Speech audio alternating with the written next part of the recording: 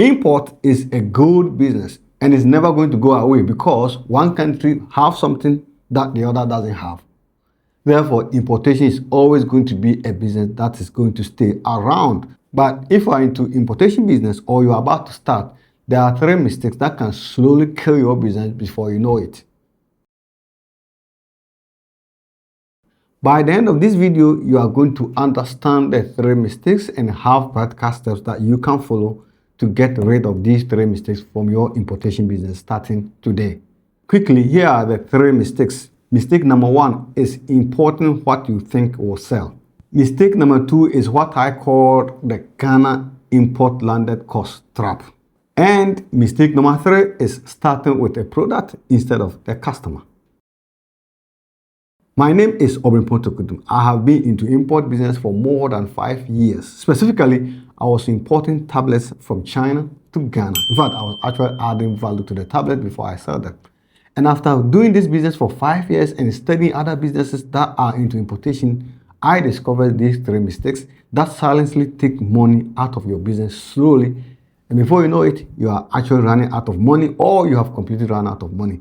That's why today I'm taking the time to put importation business under the X-ray to show you what breaks and what you can do to fix it. Before we go into details of the mistakes and how to fix them, first of all, let's try to understand import business, because without clearly understanding an import business, well, it will be very difficult for you to relate to these 3 mistakes. When you are doing import business, you are moving money through a pipe, and the pipe starts from when you pay the supplier to when these goods are sold. But most people in Ghana only see the ends of the pipe. They only see the price at the supplier end and the price they are going to sell the product for. That's what they only see. But you have to remember that this is a very long pipe with a lot of leaks. And if you are not able to plug these leaks, you run your money through this pipe, and by the time your money gets from the beginning to the end of the pipe, a lot has leaked away.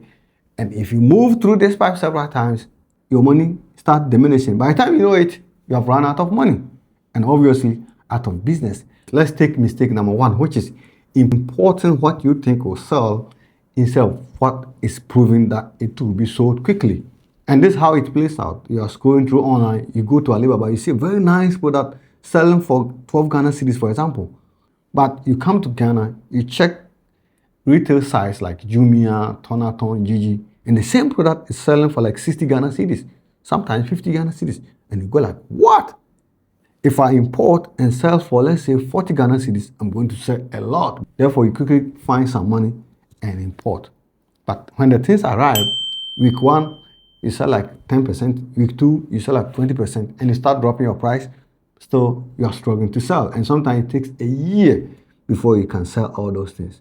And you made that mistake because you just compared the listing price on Jumia, Gigi, Tonaton to the supplier price on Alibaba. But you have to know that listing price is not selling price. Never start a business by looking at the listing price. You have to actually find out what customers are actually willing to pay consistently. This is what you can do to save yourself from committing mistake number 1. Never base your decision on the listing price. You have to find what customers actually pay to get this product. Before you even start the business, before you transfer $1 to a supplier in China, what you're going to do is to try and find the velocity, how quick this product gets sold in the open market.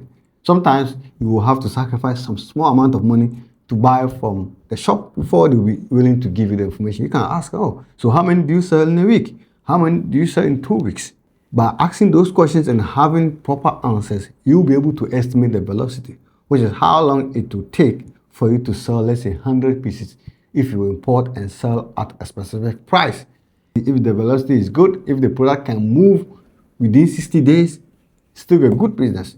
But that's not all. You need to find the competition. You need to go to Jumia, Gigi, Tonaton, Facebook Marketplace, and all the platforms that you know of, and try to search for your product. If you find that there are about 20 people or more listing the same product and the price has been dropping, you are walking into a price war. You are either going to add a lot of value to justify a price, or you have to move to a different product altogether or a different variety. That is how you fix mistake number 1. find velocity, that's how quick you can sell at what price, and determine the competition. If there's so much competition, move to something else.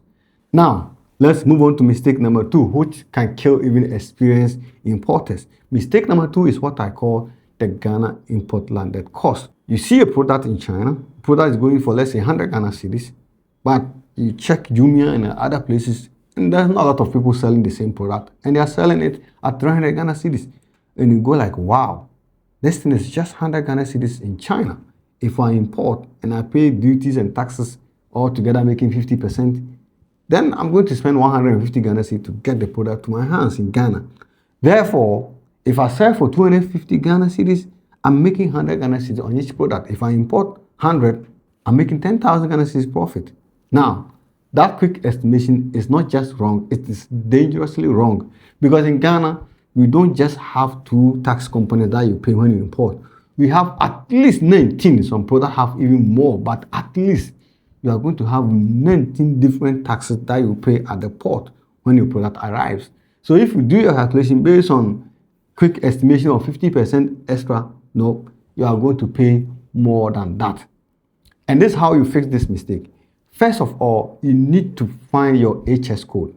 The HS code can be found at the Ghana Revenue Authority website. Once you know the HS code for the product that you want to import, the next step is to find an experienced clearing agent. Once you find an experienced clearing agent, you are going to ask him to tell you all the tax components that you are going to be paying for. If the agent lists anything less than 19, I would advise you find another agent, because that agent may not be very experienced. You are going to be paying for, first of all, the duty. And the mistake most people make is they calculate the duty on the supplier price. But no, duties are not calculated on the supplier price. Duties are calculated on the CIF, which is cost, insurance, and freight. Let me explain. First of all, you have the product price. Then you are going to ship the product. And to save yourself, you're also going to pay for insurance on sea, so that if something goes wrong, you don't lose your money. And what customs is going to do is to add the freight, the shipping cost, the insurance, and the product price together, which is called the CIF. All taxes are going to be paid on this. So for example, if you pay 10,000 Ghana cedis for an item, but you pay 2,000 Ghana cedis to ship it, and you made insurance of 1,000 Ghana cedis, the tax is going to be calculated on your 10,000 Ghana cedis, which is the product price, plus the 2,000 Ghana cedis, which is the shipping cost, plus 1,000 Ghana cedis, which is the insurance, together making 13,000 Ghana cedis. This is what GRA is going to use as the cost of your item. The first thing is they are going to calculate the duty on the product. And like I said, the duty depends on the HS code of the product, which you can find on GRA website. After calculating the duty, they will add the duty to the product and then calculate VAT, NHIS, Get Fund, Ghana Shippers Authority, ECOWAS levy, Exim Bank levy, a whole lot of other levies. All these are lawful taxes that you have to pay. In total, they are 19 or more depending on the product, because some products will require that you go to Ghana Standards Authority or Ghana Food and Drugs Board to get specific inspection certificates. Therefore, in that case, you are going to be paying more. And after the 19, you are not done. There's going to be a tip here and there, facilitating fee here and there, because if you don't do that, sometimes a customs officer may intentionally refuse the price that you have put on your invoice. And if you are not able to clear on time, you are also going to pay for storage or demurrage. Aside all that, if you are not lucky and the city moves a lot before your product arrives, for example, when you were buying the item, $1 was 10 cedis, but by the time your item arrives, it's 11 cedis. Remember, everything is going to be calculated in dollars, and then they will convert it to CD equivalent using the Bank of Ghana rate at the time of clearing. After all that, you are now going to pay for your clearing agent and transportation of the goods to your house. Therefore, if you see a product online and do a quick calculation, oh, it's 100 Ghana cedis, I'm going to pay 50 Ghana cedis extra to get the product to your hands, you are completely wrong. You have to build your own import calculator.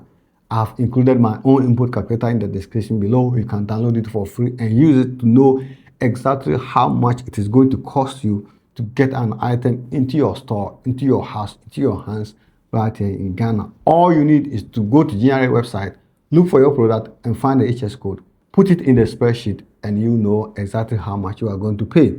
And once you have that, you have to multiply it by 1.7.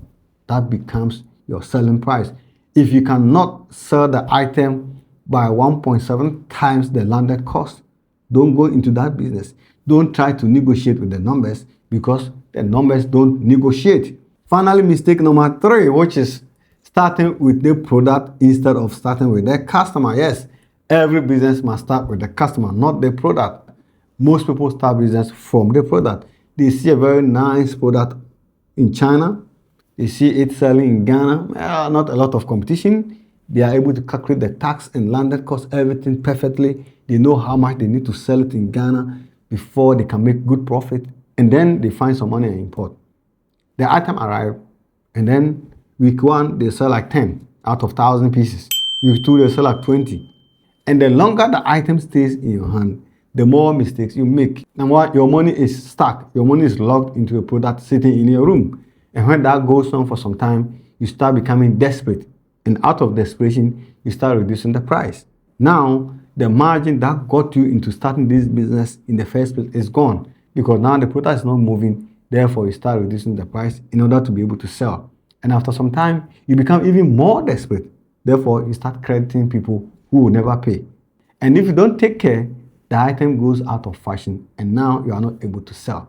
I know a certain person who imported items that he estimated that he was going to sell within 3 months. And these were fashion items, leather bags, belts. And with time, new designs came and his design was old-fashioned and he still had about 30% of the items in stock. And he didn't make any profit. And this is what you can do to solve mistake number 3 or to prevent yourself from committing mistake number 3 in the first place.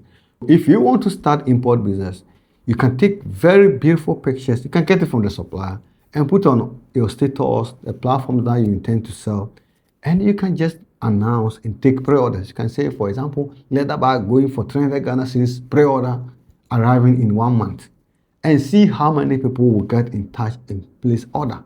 If you don't get enough people placing pre-orders before the product arrives, then you are going to find it very, very difficult to sell this product when it arrives. Don't go into it. Before you import, make sure you have at least 50% of the items sold before it arrives. Of course, verbal commitment is not money, but it's better than a dream. It's better than guessing. It's data. But if you do it and nobody pre-orders, that's also good information. People have just saved you from committing huge mistake. Take that advice and move on to something else. Move on to a better product. Don't be so adamant and stubborn and still import and then struggle to sell. Listen to what the customers are telling you. Always start with the people, not the product. The product comes second. Now, this is what you do to start a good import business. Go to physical shops and find what people are buying at what price. That's validation before importation. Once you're able to do that, know the exact amount that is going to cost you to get the item from China or wherever you are importing from to your warehouse. That's the landed cost. And multiply that price by 1.5 and ask yourself if you'll be able to sell at that price. If you can't sell at this price or above, move on to something else. And also, always get pre-orders. Let people commit to buying the thing before you even import. If you do these 3 things, you are going to have good import business. If this video has shown you a new way of thinking about an import business, subscribe to this channel. On this channel, I take a typical business, put it under the X-ray machine to show you where things break and how to fix them. If you know somebody starting import business or who is into import business, share this video with them. Also, I have put a link to my own import calculator in the description below. Feel free to download it and use it for free. All you need to know is to have your HS code, which you can get from Ghana Revenue Authority's website. Here is what we've covered in this episode. First of all, we've learned that you have to always import what will sell, not what you think will sell. The Ghana import landed cost trap and starting with product instead of starting with customers. My name is Obrempong. Thanks for listening. I'm going to see you on the other side of success.